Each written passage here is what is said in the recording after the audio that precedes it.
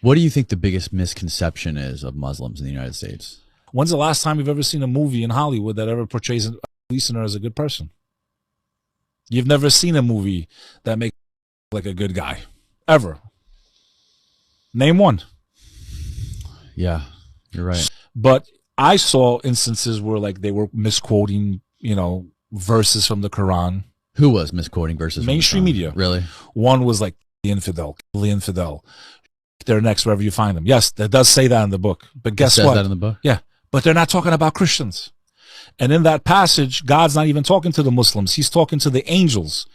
That verse that they loved using in the mainstream media about how they need to Christians were not considered infidels in Islam. Who were they talking about? They were talking about the other pagan Arabs that were trying to destroy the Prophet Muhammad, who was bringing monotheism, who was telling people God is one, believe in Abraham, Moses, Jesus. These are all prophets of God.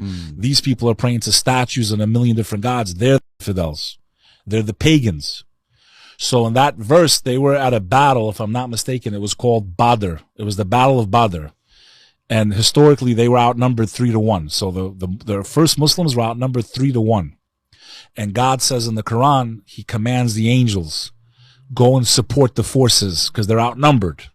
And I commanded the angels to strike the infidel. He wasn't even commanding the Muslims. And they use that verse in the mainstream media to make you think as an American that the Muslims are coming to kill you.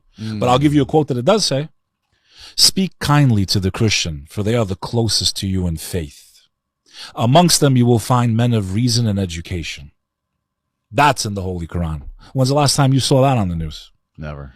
So how are you going to judge? Brother, I've had so many conversations about religion. Most Christians don't even know that Jesus spoke Aramaic. They don't know that the word for God, pull it up, I dare you right now on Google. Type in language of Jesus Christ. Do it right now on Google. Show me what power. I'm going to show you how we are as a society and how far away you are listening to this right now, how far away you are from any concept of reality, truth, or being. So what was the language? There it pops up. Now, here's what I want you to do. Let me blow everybody's mind now. Aramaic. Now, the language is a Semitic language. The Semitic languages are Hebrew, Arabic, and Aramaic. They're cousins, like I mentioned earlier. Latin is Portuguese, Italian, Spanish. Semitic languages. Now, I want you to type this in. Aramaic, word for God, and watch what pops up. And let me teach you a lesson. The Aramaic word for God. Well, if that's the language of Christ, I should know. Now, what's the first search result? Read it. Say it. I know it's hard to say it. Say it. Alo-o. Where's the search result coming from in blue? Allah. Oh, Jesus Christ in his own language called God Ilah. Ilah, Allah.